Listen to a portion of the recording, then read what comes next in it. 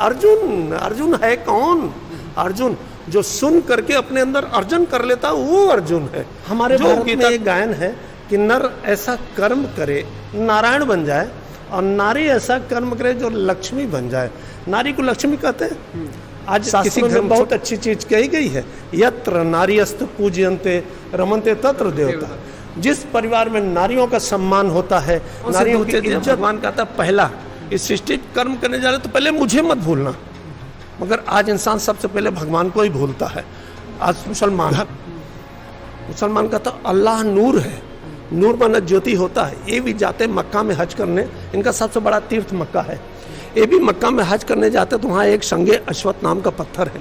जो सभी धर्मों से ज्यादा भक्ति हिंदुओं में होती है। और ये भक्ति कब से शुरू हुई पता है?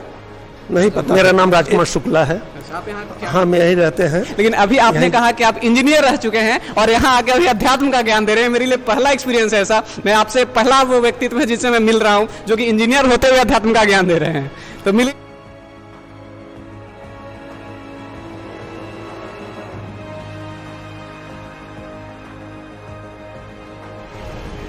यूं ही घूमते हुए देखिए एक नया जगह एक्सप्लोर किया है हमने। है यह, इस जगह का नाम है ब्रह्म कुमारी राजयोग मेडिटेशन सेंटर। ये एक अध्यात्म सेंटर है। यहाँ के बारे में, इस जगह के विषय में हम यहाँ के संरक्षक से जानेंगे आगे चलकर। ये जगह अध्यात्म के गुणों को बताता है, अध्यात्म के बारे में बताता है। तो आप देख सकते हैं, अभी अंदर ले चलेंगे आपको। बने रहिए हमारे साथ।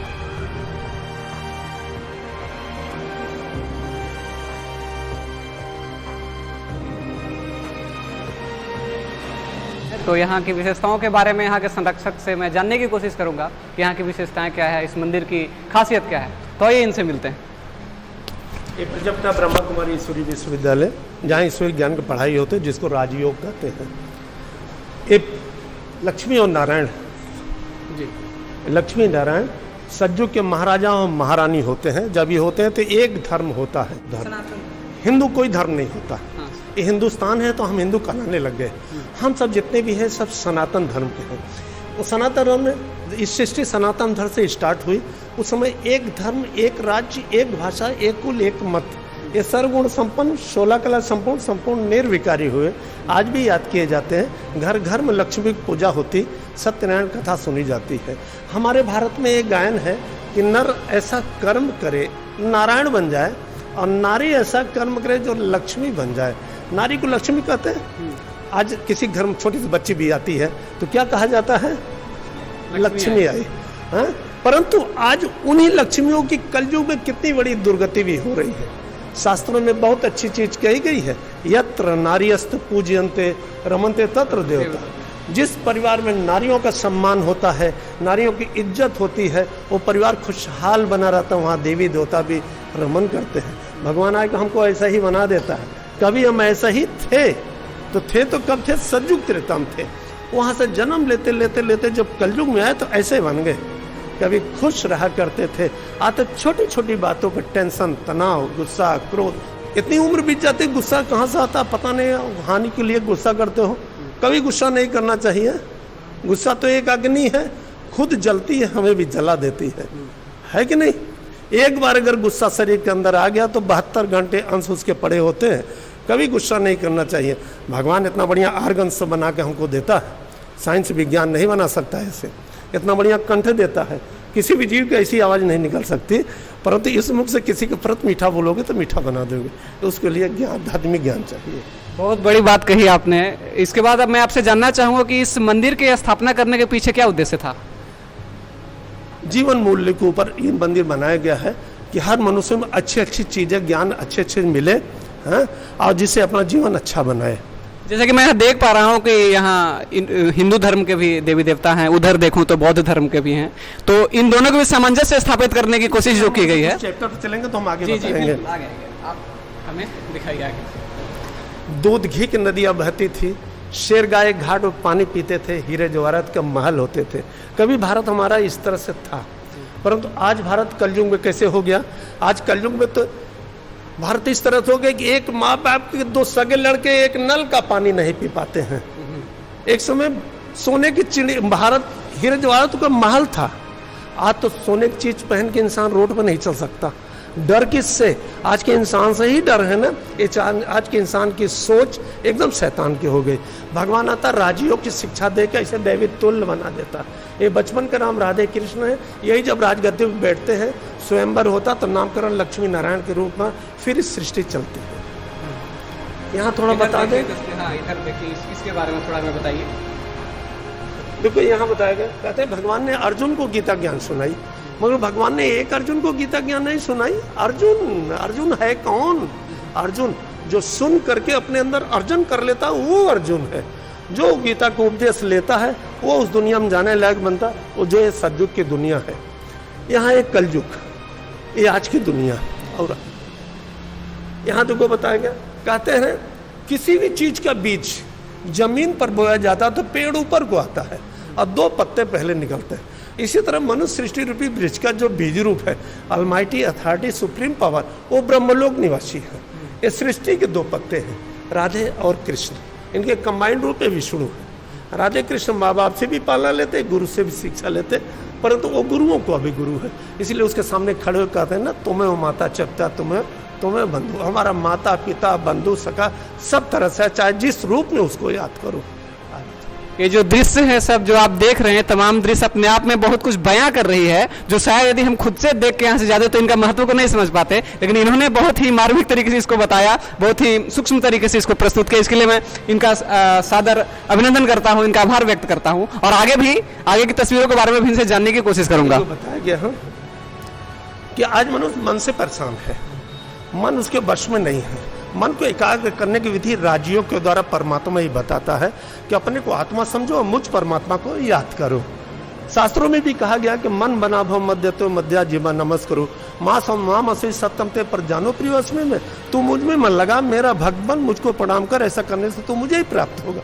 या मैं तुझसे सत्य प्रतिज्ञा पूर्वक कहता हूँ, क्योंकि तू मुझे अत्यंत प्रिय है। तो भगवान को याद करने से हमारा मन एकाग्र हो जाता है। 8 शक्तियाँ हमारे में प्रज्वलित होती हैं। 8 शक्तियों के लिए भक्ति मार्ग में दुर्गा को दिखाया जाता, अष्ट शक्ति। क्या दुर्गा 8 हाथ की पैदा होती है? नहीं, 8 तरह की उसको परमात्मा से राजयोग के द्वारा शक्ति प्राप्त है, इसलिए 8 हाथों में अलग अलग खंजर दिखाते हैं। दूसरी चीज, जैसे अन्न होते वैसे ही मन बनते हैं। अन्न का प्रभाव 100% मन पर पड़ता है। अच्छे विचारों से घर में खाना बनता है तो खाने वाले का विचार भी अच्छा बन जाता है। और कहीं टेंशन तनाव गुस्सा से खाना बनता है तो खाने वाले में कौन सा टेंशन तनाव गुस्सा वाला हो जाता है। इसीलिए कहा गया कि जैसे खाए अन्न वैसे ही बने मन, और जैसे संग वैसे ही रंग, जैसे पानी वैसे ही पानी। हम लोग के तरफ एक कहावत है कि संगत से गुण होते हैं, संगत से गुण जात, यानी कि जिस तरह के संगत में आप रहेंगे वैसे गुण आप में आएंगे। तो बहुत अच्छी बात कही आपने। आगे भी देखते हैं, ये क्या है? ये कुछ आधुनिक चीज दिखाया गया है यहाँ पे, इसके बारे में। ये तो साइंस के ऊपर डिपेंड किया है। हमारा मन 1 सेकंड मन कहाँ चला जाए। अगर बॉम्बे में बैठे हुए हैं, तार बेतार है, तो हम मन को आपको सोचेंगे, आप अगर बॉम्बे में बैठे हुए हैं तो हम सोचेंगे तो टच कर जाएगा आपको कि कोई मुझे याद कर रहा है। जैसे टेलीफोन का तार दिखलाई नहीं पड़ता है, और वहाँ बात कर लेते हैं, उसी तरह मन है। आप अगर बॉम्बे में है तो यहाँ से हम जो है ना वहाँ तक कनेक्शन जोड़ सकते हैं। इस सृष्टि 5000 वर्ष की, लाखों वर्ष की नहीं होती। हर 5000 वर्ष में मनुष्य सृष्टि का परिवर्तन हो जाता है, जिसमें 4 युग होते हैं, सतयुग, त्रेता, द्वापर, कलयुग। हर युग के आज 1250 वर्ष है।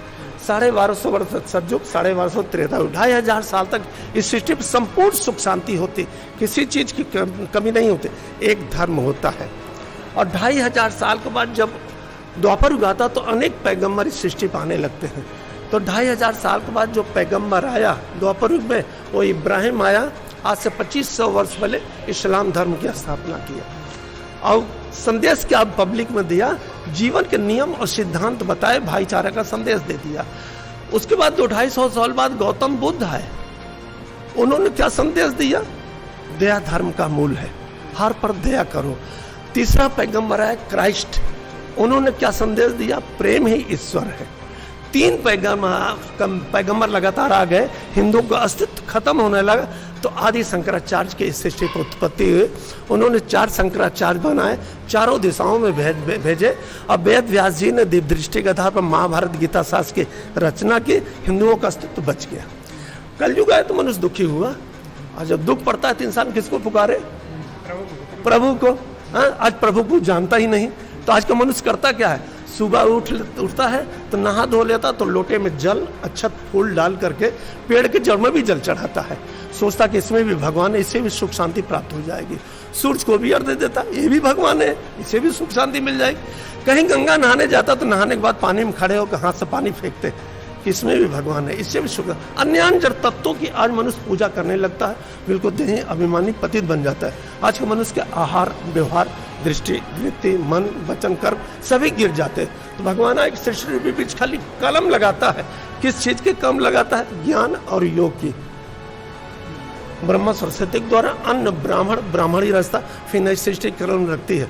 तो इस सृष्टि सबसे पहले ब्राह्मणों की रचना होती है, हाँ, और तभी देवी देवता बनते हैं। मेरा जितनी भी चीज मेरी है एक दिन खत्म हो जाती है। इस मुख से कहने वाला मैं, वो अजर अमर अविनाशी चेतन आत्मा सोल, उसका कभी विनाश नहीं होता, वो अविनाशी है। इसलिए हमारे शास्त्रों में कहा है कि नैनम छिदंती शस्त्राणी नैनम दहती पावक है न चैनम कले देते आप न शोसती मारते। ये सोल आत्मा को शस्त्र काट नहीं सकता, आग जला नहीं सकती, जल गला नहीं सकता, वायु का आत्मा अखंडित अज्ञानशील है, ये शाश्वत अव्यक्त अकल्पनीय अपरिवर्तनीय। इसलिए शरीर के सोच नहीं करना चाहिए। यहाँ देखो फिगर में बताया गया, शरीर 5 तत्वों से बना, इसको चलाने वाली शक्ति आत्मा होती। आत्मा जब शरीर से निकल जाती है तो हड्डी मांस का पुतला बन जाता। आत्मा जब तक है तभी तक शरीर का वैल्यू है, आत्मा निकल के शरीर को कोई भी वैल्यू नहीं होता। आत्मा अपने साथ 3 सूक्ष्म शक्ति लेकर चलती, मन बुद्धि संस्कार, तीनों का अलग अलग कार्य है। कोई भी कार्य करने के पहले मन में संकल्प उत्पन्न होते हैं, तो उसका निर्णय कौन देता है, बुद्धि देती है।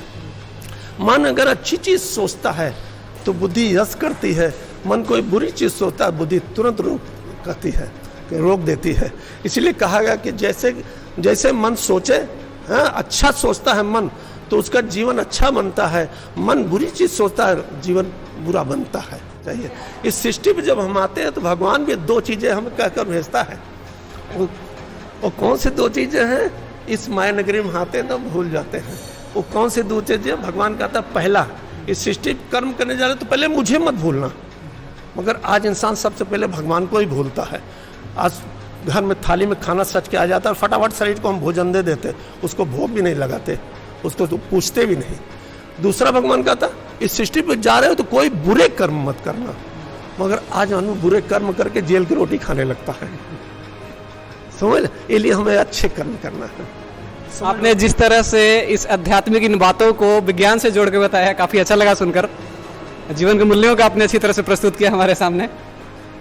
आगे की तस्वीर के बारे में थोड़ा हमें बताएं। परमात्मा एक निराकार ज्योति स्वरूप है, उसका नाम है शिव, और शिव का अर्थ होता है कल्याणकारी। हम सारे विश्व की मनुष्य आत्माओं का कल्याण है, निराकार परमात्मा शिव ही करता है, कोई साधु संत गुरु आचार्य नहीं करता।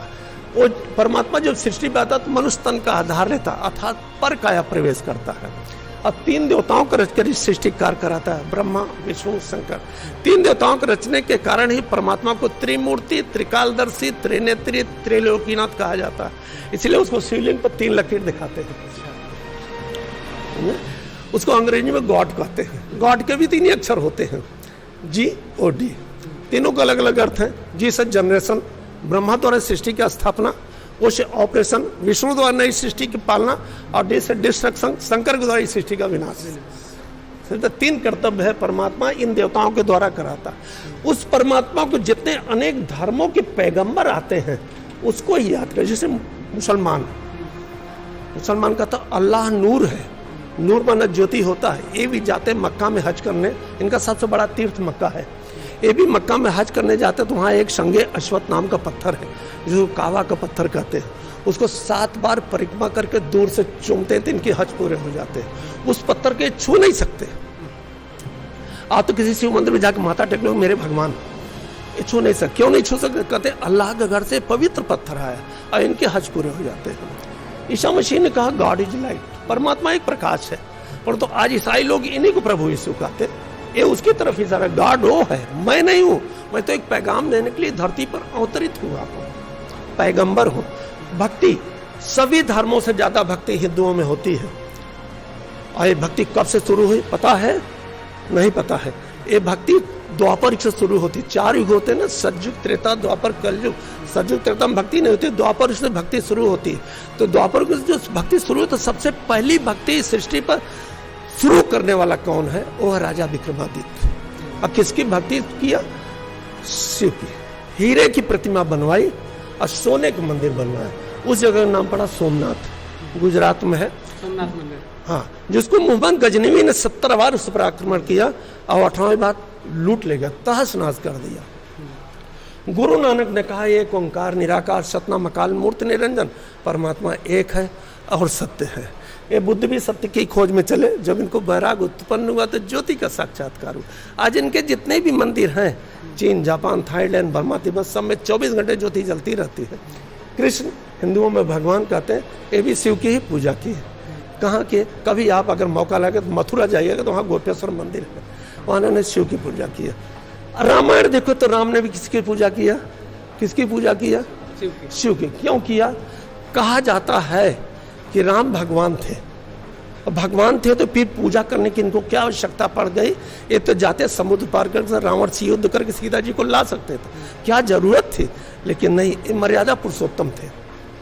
इनको पता था कि जिससे हम युद्ध करने जा रहे हैं वो भी बहुत बड़ा शिव का भक्त है, बहुत बड़ा विद्वान है, बहुत बड़ा पंडित है, तो उससे ज्यादा शक्ति अपने अंदर रखेंगे तभी जाके विजय। तो इन्होंने शक्ति किससे ले? उस शिव से। तो रेत की बालू की प्रतिमा बनाई और उससे पूजा करके शक्ति प्राप्त किए, तब आगे बढ़े तो विजय हासिल कर ली। तो जिस जगह रेत की प्रतिमा बनाई उस जगह पड़ा रामेश्वरम। रामेश्वरम मतलब राम के भी ईश्वर, वो निराकार परमात्मा से। मेरा कहने का तात्पर्य सिर्फ यही है कि कोई भी शरीरधारी मनुष्य भगवान नहीं होता। क्यों नहीं होता? क्यों? इसलिए नहीं होता कि जितने भी हैं सब जन्म लेते हैं और मरते हैं। परमात्मा जन्म से न्यारा है, वो अजन्मा, अकर्ता, अभोक्ता। वो हम सारे विश्व की मनुष्य आत्माओं का माता और पिता है। उसको याद करने से हमारे जितने भी दुख पाप कष्ट हैं सब खत्म हो जाते हैं। बहुत बहुत शुक्रिया आपका कि आपने इतनी विस्तृत जानकारी दी तमाम धर्मों के बारे में हमें, और उधर की तस्वीरों के बारे में थोड़ा समय बताएं आप। भाग्य विधाता परमात्मा है, मगर भाग्य बनाना आपके हाथ में है। भगवान किसी का भाग्य नहीं बनाता, इंसान जैसे कर्म करता है उससे उसका भाग्य बनता है। तो भाग्य विधाता परमात्मा है, भाग्य बनाना आपका काम है। इंसान जैसे कर्म करता है उसे उसका भाग्य बनता है। अच्छे कर्म करते तो ऊंचे परिवारों में मेरे जन्म होते रहते हैं, बुरे कर्म करते तो ऐसे दुनिया में पड़े होते हैं। यहाँ बताया गया सतयुग, त्रेता, द्वापर, कलयुग। थोड़ा जो संगम, इसे संगम में भगवान आकर हमारे जीवन को श्रेष्ठ और महान बनाता है। थोड़ा सा समय है संगम युग का, उस समय को पहचान कर अपने जीवन को अच्छा बना सकते हैं। समय के बारे में यहाँ बताया गया। मान लो जैसे मनुष्य क्या 50 साल होती है तो कितना कितना समय अपने जीवन में निकालता है। इतना बचपन में, इतना स्कूल में, इतना खेल में, इतना ऑफिस में, इतना सोने में, इतना नहाने खाने में, इतना मार्केट, इतना मनोरंजन। थोड़ा समय मिलता जीवन को श्रेष्ठ और महान बनाने के लिए, तो उस पर भी आज मनुष्य कहता अच्छा चलो फिर कर लेंगे ना, मगर समय चला जाता, समय वापस नहीं आता। अंतिम बची है वहाँ पे उस जगह की महत्ता के बारे में जानने की कोशिश करेंगे। तो जानते हैं जीवन मूल्य के ऊपर दर्शाया गया है। ह्यूमन वैल्यूज, हर मनुष्य में कोई न कोई विशेषता जरूर होते हैं। विशेषता से इंसान महान श्रेष्ठ बनता है, उसकी हिस्ट्री बन जाती है। इनकी भी हिस्ट्री बन गई। महात्मा बुद्ध है, एक करुणा उत्पन्न हुई, अपना राजपाट छोड़ दे। क्या जरूरत इनको गिरुआ वस्त्र पहनने की? हाँ, इनके इतना राजा महाराजा थे, सब कुछ था, बीवी बच्चे थे, क्या जरूरत थी? लेकिन नहीं, इन्होंने 3 चीजें देखी, इनके करुणा उत्पन्न हुई, अपना राजपाट छोड़ दिए। लक्ष्मीबाई थे, इमन साहस भरे होते, कभी अंग्रेजों का तो सही नहीं होना चाहिए। विवेकानंद थे, इमन उमंग उत्साह भरा हुआ था अपने देश के लिए कि 1893 ईस्वी में विश्व धर्म सम्मेलन हुआ शिकागो में। वहां इन्होंने जाके जीरो भी एक्सप्लेन किया, 3 दिन बोलते रह गए। महात्मा गांधी थे, वो अहिंसा भरे हुए थे, मदर टेरेसा, बिना, ये सभी गुलदस्ते के फूल हैं। तो ये जीवन मूल्यों का स्रोत है कौन? ऐसे बनाने वाला है कौन? ऐसे बनाने वाला वो निराकार ज्योति स्वरूप परमात्मा शिव है। तो ये थी हमें तमाम जानकारियां प्राप्त हुई, जीवन के गूढ़ रहस्य को मैंने यहाँ जाना आके। ये जो जगह है तमाम धर्मों को, तमाम कालों को अपने में समेटे हुए है, और यहाँ आके काफ़ी हर्ष महसूस हो रहा है मुझे। मैं यूँ तो यहाँ नहीं आना चाहता था, लेकिन इन्होंने, मैं धन्यवाद कहना चाहूँगा इन मित्र का कि इन्होंने मुझे यहाँ लाया कि चलिए वहाँ देखने के लिए बहुत अच्छा जगह है। तो यहाँ आकर मुझे काफ़ी हर्ष महसूस हो रहा है, काफ़ी अच्छा महसूस कर रहा हूँ, और समय मिला तो मैं पुनः यहाँ पधारूंगा एक बार। आपका एक और नाम जानना चाहूँगा। मेरा नाम राजकुमार शुक्ला है। अच्छा, आप यहाँ क्या हाँ, मैं यहीं रहते हैं। यहीं जो हम रहते हैं करीब 26-27 साल हो गए हम यहीं रहते हैं। आप लोगों को ऐसे आके आध्यात्मिक ज्ञान सुना देते हैं और अपना जीवन अच्छा बना लेते हैं। तो जैसा कि आप सभी ने देखा कि यूं तो हम अक्सर इस भौतिक दुनिया में भाग दौड़ में हमेशा लगे रहते हैं पैसे कमाने के चक्कर में, लेकिन अभी आपने कहा कि आप इंजीनियर रह चुके हैं और यहाँ आके अभी अध्यात्म का ज्ञान दे रहे हैं। मेरे लिए पहला एक्सपीरियंस है ऐसा। मैं आपसे पहला वो व्यक्तित्व है जिससे मैं मिल रहा हूँ जो कि इंजीनियर होते हुए अध्यात्म का ज्ञान दे रहे हैं। तो मिलकर काफी खुशी हुई आपसे। फिर से आऊँगा आपके पास, बस आशीर्वाद बना रहे आपका। तो आप सभी ने देखा कि किस प्रकार से बाबा ने जीवन के विभिन्न मूल्यों के बारे में हमें बताया। यहाँ पर आके हमें काफ़ी ज्ञान की प्राप्ति हुई। तो यूं ही हमारे साथ आप बने रहिए। आपने ब्रह्म कुमारी मेडिटेशन सेंटर का दर्शन किया, भ्रमण किया, तो यूं ही हमारे साथ आप बने रहिए। अगले वीडियो में फिर आपसे मिलते हैं, तब तक के लिए शुक्रिया। आपका अपना प्रियांशु कुमार। हर हर महादेव।